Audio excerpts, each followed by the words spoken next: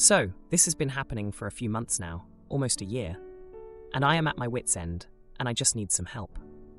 My darling dog died earlier this year, and I've been wanting to get a memorial tattoo in her honor. For months, I've been talking and meeting up with different artists until I found one I liked and trusted. While I was doing this, a friend of mine told me that his wife did tattoos. I was interested in the work, so I asked to see the portfolio. If I'm being honest, the work isn't great. So I politely told him that it's not really my style, but thank you for telling me about her. Now on to the problem. That conversation happened in January, and every single time I see him, he goes, "Did you get the tattoo yet? If not, you should let my wife do it." And every time I would say, "No thank you, I found an artist I like and trust," and he would glare at me.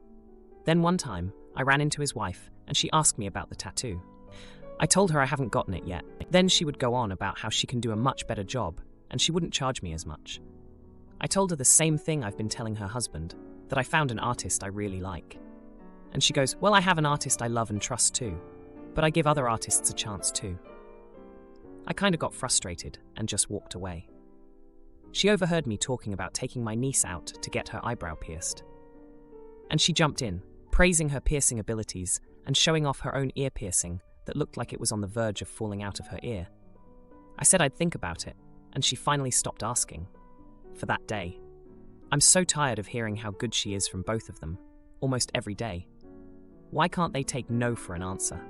Am I the only one in the damn universe that wants a tattoo right now? Please help. I don't want to be mean to them, but I also want them to stop asking me. I think I may be the jerk because I've just been beating around the bush instead of just saying I don't want work by her. Edit 1. Thank you everyone so much for all the advice and coaching me on what to say to them. I have an appointment to get my tattoo tomorrow. I'll update you guys if anything happens when my friend sees it. Edit 2. Wow, so this got a bit more attention than I thought it would. Lol, I'm sorry that I can't reply to everyone, but I've read all the comments. I came back here to say I just realized how one-sided our friendship actually is. I've brought her dinner countless times. My boyfriend and I get her and her husband gifts. This one time, she actually asked for something more expensive. And we got it for her anyway, because she looked like she was about to cry. Every time I see her, or her husband, they ask when I'm going to bring them dinner again, because they love my cooking so much. I just stopped because I feel so underappreciated. But I want to be a good friend. But why aren't they doing the same? Small update. My tattoo got rescheduled to next week. The design isn't all there, so we're going to work on it a bit longer. Another small update. I ran into the husband yesterday, and he decided to joke about my outfit. He came up to me and said loudly, "Halloween is over, honey, you gotta change." I kinda ignored the comment and went to grab a soda. He followed me and kept saying, Halloween is over, over and over again. So I snapped and said, "Nice frosted tips, you know the 90s ended years ago, right?" He got quiet and said, "Well, you look nice." I thanked him, paid for my stuff, and started to walk away. Then he proceeded to yell out to me, "Halloween is over, ha ha!" I turned around and said, "This is exactly why I don't want to get tattooed by your wife. Can't keep your opinions to yourself. And I'm sick. I want to go home and not bicker about nonsense. So I'm going to go home and take my meds and go to sleep." He got mad and said, "Yeah, you need to take your meds," then walked off. What a jerk. Now, for a few comments before the update. Comment 1. Not the idiot. You've been nice, now it's time to be clear. I do not care for the work in your portfolio, and I am not interested in your services. If you want to be very honest, I am not interested in your services. I find your work and business practices to be unprofessional, and I will not use them, nor will I recommend your services to others. If that's enough to ruin the friendship, they were not friends with you for any other reason other than a possible business transaction. Changed wording. Comment 2. Not the idiot. Does she have a shop or do it in a house? Is she health certified? If she's not, I'd say I prefer someone who has a shop, etc., so that if something went wrong, they would be liable and you would be compensated. OP. I had a friend who did tattoo work in her home, and she wasn't awful, but wasn't good. So, I get you. She would always show me her work, and I could never give an honest opinion. I used to wonder how people ended up with bad tattoos. Now I know. Now, for the update. Hey everyone, thanks for all the comments and support on my last post. It's been a wild few months since then, and I've got quite the update for you all. So, after the last incident with my friend's husband, things took a turn for the dramatic. I finally got my memorial tattoo for my dog, and it's beautiful. The artist I chose did an incredible job, and I couldn't be happier. But when my friend and his wife found out, they were less than thrilled. I ran into them at a mutual friend's birthday party. The husband saw my tattoo, and his face just dropped. He pulled me aside and asked why I didn't let his wife do it. I tried to be as polite as possible, explaining that I had already chosen an artist whose style I really connected with. He didn't take it well. He started raising his voice, saying that I didn't support them and that I was a bad friend. It was so embarrassing. Everyone at the party could hear him. His wife joined in, and that's when things got really heated. She accused me of thinking I was better than them, and that I didn't appreciate all they'd done for me. I reminded her of all the times I'd helped them out, like bringing them dinner and buying them gifts, but she just scoffed and said those things didn't count. The confrontation ended with me walking away, feeling really shaken. I thought that would be the end of it, but nope, it wasn't. A few days later, I got a message from the wife. She said she wanted to apologize and asked if we could meet up. I agreed, hoping we could clear the air. We met at a coffee shop, and she started off by saying sorry. But then she switched gears and tried to sell me on getting another tattoo, this time by her. She even brought her portfolio to show me her improved work. It was awkward, to say the least. I stood my ground and told her I wasn't interested. She got upset and started crying right there in the coffee shop. She said that they were struggling financially and that they really needed the business. I felt bad for her, but I also felt manipulated. I told her I would think about it, just to get out of the situation. After that, things calmed down for a bit. I didn't see much of them, which was a relief. But then, another surprise came my way. I was at the grocery store when I bumped into the husband again. He was alone this time, and he actually apologized for his behavior at the party. He said he was under a lot of stress and took it out on me. I accepted his apology, and we had a surprisingly pleasant conversation. He even complimented my tattoo, saying it looked good. Just when I thought things were getting better, the wife started posting passive-aggressive things on social media. She never mentioned me by name, but it was pretty obvious she was talking about me. Stuff like, some people don't know a good thing when they see it, and it's sad when friends don't support your dreams. I just ignored it, not wanting to start more drama. But then, the most jaw-dropping moment happened. I was at a local fair with my boyfriend, and we ran into them. They were both acting super friendly, like nothing had ever happened. And then, out of nowhere, the wife pulled out her phone and showed me a picture of a tattoo she had done on someone else. It was a replica of my dog's memorial tattoo. I was shocked. She said she loved the design so much that she just had to do it for someone else. I didn't know what to say. I felt like my personal tribute to my dog had been copied without my permission. But before I could react, her husband chimed in, saying that imitation is the sincerest form of flattery. They both laughed it off, but I could tell they were trying to get a rise out of me. I decided not to give them the satisfaction. I just smiled, said it was an interesting choice, and walked away with my boyfriend. We spent the rest of the day enjoying the fair, and I refused to let them ruin it for me. Now for the next story. We, male and female in their 50s, have a 9-month-old puppy. I've struggled to train him and hired a professional trainer to help us out. Even so, he does puppy things, like chewing anything he can find that looks interesting. He has lots of specific dog toys, but they're clearly not as well designed as all the human-owned things that are so much more desirable to his puppy brain. Over Christmas, my brother Ray, 37, and his husband Kevin, 50, wanted to stay with us. I refused at first, but finally agreed because accommodations are insanely expensive during the summer holidays. Before I agreed, I gave them a full rundown on the puppy's behavior. I told them they can't leave anything on the floor, and the door to their bedroom has to be shut whenever they're not there. To make things easier, I cleared out the top shelf of the cupboard for them and bought several boxes with lids that click into place.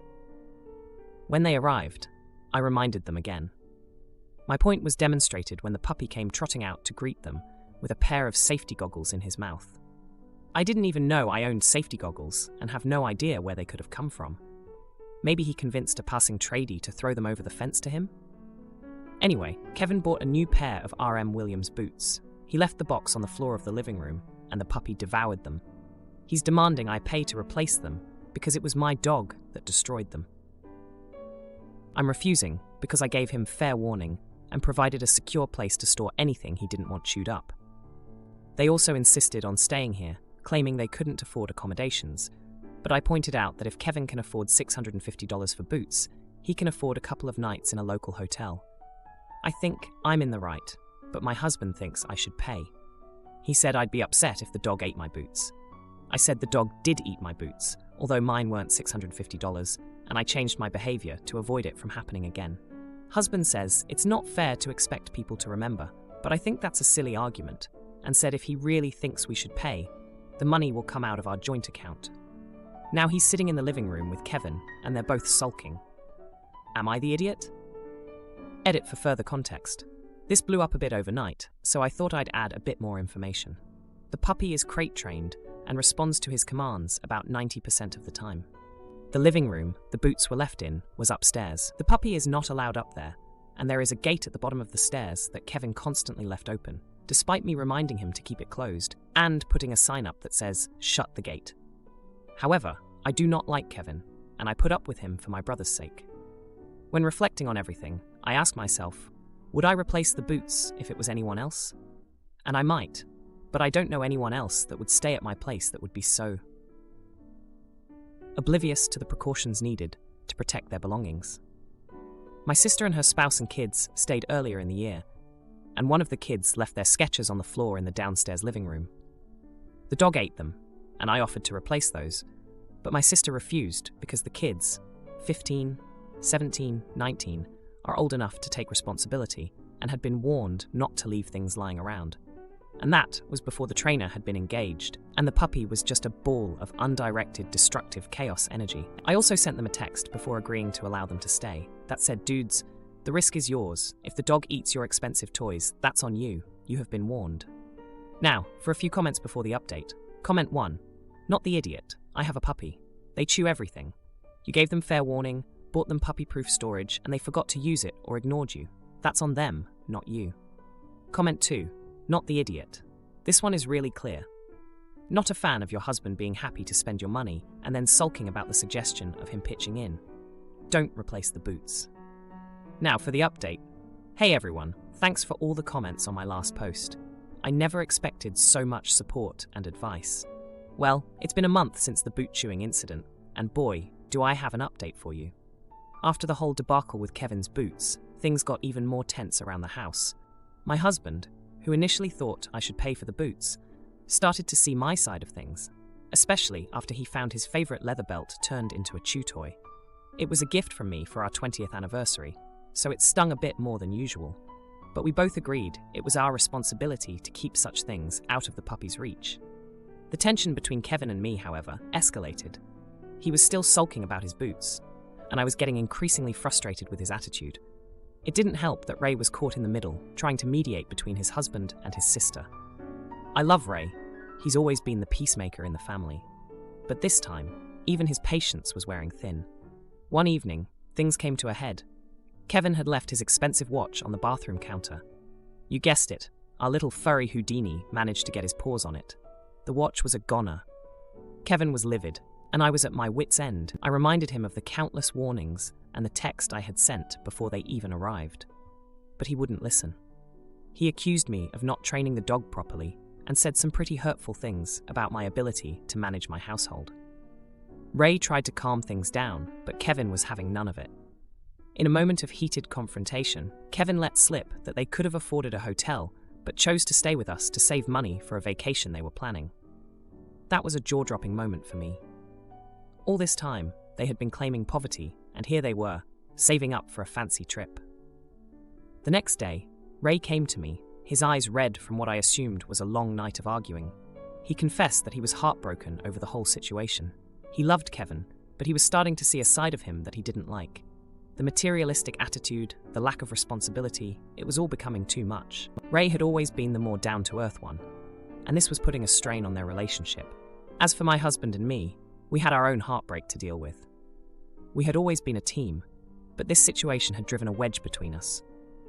It took a lot of late-night talks and a few tears to get back on track. We realized that our puppy, as much as we loved him, was a handful, and we needed to be more vigilant. In the end, Kevin and Ray cut their visit short. They left on a sour note, and I haven't heard much from them since. Ray sends the occasional text to check in, but it's clear that things are not the same. I miss my brother, and I hate that this has caused such a rift. The puppy is still a work in progress. The trainer has been a godsend, and we're seeing improvements every day. But we've learned our lesson. We're much more careful about what we leave within his reach. And as for guests, well, we're taking a break from hosting for a while. Now, for the next story. So I, 18-year-old male, have a half-sister Elizabeth, 26-year-old female. We share a mom. My dad became her stepdad when she was 5 or 6. Her dad is or was a deadbeat. She never knew him really. She did have his mom in her life for a while, until she died when Elizabeth was around 7. My dad really did his best to be a good stepdad and father figure for Elizabeth. My mom always hoped Elizabeth would grow to love my dad and consider him her dad. He went above and beyond from what I can tell for her. They also made sure she didn't feel replaced or ignored after I was born. But she always had some kind of disdain for my dad, unless she wanted something, or could get something from him. She would tell him that he was not her dad or parent, but if she wanted something, or if it was Christmas or her birthday, she would not call him dad, but would mention he wanted to be. She never cared about me and was coolly indifferent to me my whole life, with some honest dislike mixed in. I felt it. She admitted it. She told me constantly that we weren't real siblings and she didn't care about me, but she would play pretend when others were watching. There were times she really put on a good show too, but when nobody was looking, her true colors shone through. Nothing changed when she became an adult. I don't think we have said a single thing to each other in the 8 years since she moved out, and we haven't been in the same room since then. My dad still does his best to be there for her, but she still treats him like he's a stain on her shoe. She got engaged a few months ago and told my dad this whole spiel about how he was there for her, etc., and how they weren't sure if they could afford a nice wedding, and she was wondering if he would pay. He said, of course. She practically ran like her butt was on fire once she got the money. Then she announced that she had met her biological dad, and he would be the father of the bride at her wedding. And my dad was just a regular old guest. My dad took it all in stride, but my mom took it badly, and she cried when she realized Elizabeth had used him for money. She realized Elizabeth never once said she appreciated or was glad Dad had done all these nice things, just that he had. I wasn't mentioned on the wedding invitation and never got my own, but when my mom asked, she said sure I was invited. That basically told me all I needed to know. But even before that, I didn't care if I was invited. I knew I wouldn't go. I told my parents. My mom was upset. She said we were so close, etc. I told her no, and pointed out how she has admitted to my face she doesn't care, and how she hasn't said a single word to me since I was 10. My dad had his eyes open somewhat, but said he would still go, he still loves her, etc. I told him he should take a stand, given that all he is to her is someone who buys nice things, not someone she cares about at all. My mom said that wasn't fair. We need to be there for the wedding. I shouldn't encourage Dad to stop caring. She said I'm behaving badly like Elizabeth has. Am I the idiot? Now for a few comments before the update. Comment 1. I'm going to go. No idiots here. As for your question, there are 2 different answers. You are not the H for refusing to go. As for wanting your dad to make a stand, he is. It just isn't the stand you want him to make. Yes, she's taking advantage of him, he knows that. However, the statement he chooses to make is that he'll still be there. Comment 2. OMG Elizabeth is such an AH. Taking your dad's money, then announcing she has met her real dad who will be the father of the bride, is a jerk move. Time for your dad to cut her off.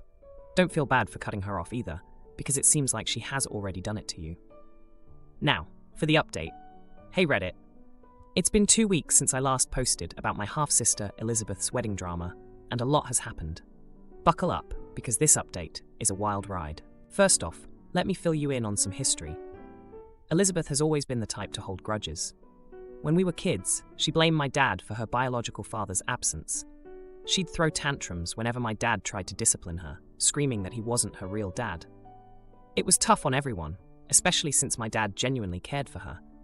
He'd show up at her soccer games, clap the loudest at her school plays, and he never missed a single birthday. But Elizabeth? She'd just roll her eyes and mutter about how he was trying too hard. Now, fast forward to the present. After my last post, things got even more heated. My dad, despite everything, decided to attend the wedding. He said he couldn't turn his back on Elizabeth, even if she had on him. My mom, still hurt by Elizabeth's actions, reluctantly agreed to go for my dad's sake. But here's where it gets juicy. A few days before the wedding, Elizabeth called my dad in a panic. Her fiancé had bailed on her, taking a chunk of the wedding funds with him. She was a mess, sobbing about how everything was ruined. My dad, being the soft-hearted guy he is, offered to help her sort things out. He didn't want her to be alone in this mess, so he went over to her place to talk. I wasn't there, but from what he told me, it was a disaster. Elizabeth was in full meltdown mode, and in the heat of the moment, she blurted out that she wished my dad was her real dad because he was the only one who ever stuck by her. It was a shock to my dad, who had always thought she resented him. Now, remember her biological dad who was supposed to walk her down the aisle? Turns out, the guy was a no-show. He had reached out to Elizabeth after all these years, promised her the world, and then disappeared again. Classic. The wedding day arrived, and it was a mess from the start. The venue was double booked, the caterer was late, and to top it off, a pipe burst, flooding the reception area. But the real drama happened during the ceremony. As Elizabeth walked down the aisle alone, she suddenly stopped, turned to my dad in the crowd, and asked him to walk her the rest of the way. The room went silent. My dad, tears in his eyes, walked up and took her arm. It was a moment straight out of a movie, and even I felt a lump in my throat watching it. But here's the kicker. After the ceremony, Elizabeth pulled me aside. She apologized for everything, said she was wrong about me, and that she wanted to start over. I was skeptical, but I figured maybe this whole disaster had been a wake-up call for her. We started talking, and for the first time in years, it felt like we were actually siblings. She even laughed at one of my dumb jokes. It was weird, but nice. Now, for the misunderstanding. After the wedding, rumors started flying among our relatives. They thought Elizabeth's meltdown and the last-minute aisle walk with my dad were all part of some elaborate plan to humiliate her biological father. They thought she had orchestrated the whole thing as revenge for him ditching her again. But that wasn't true at all. Elizabeth was genuinely upset, and my dad walking her down the aisle was a spur-of-the-moment decision fueled by emotion. It took a lot of explaining to clear that up with the family, and some still don't believe it. So, that's where we're at. The wedding was a disaster, but it brought some unexpected moments of clarity. Elizabeth and I are cautiously rebuilding our relationship, and my dad, well, he's just happy he got to walk his daughter down the aisle, even if it wasn't how he imagined it. If you liked this video, you'll probably like these too. Also, while you're here, please consider subscribing. It's your support that keeps this channel alive and allows me to make better and longer videos. Have a great day.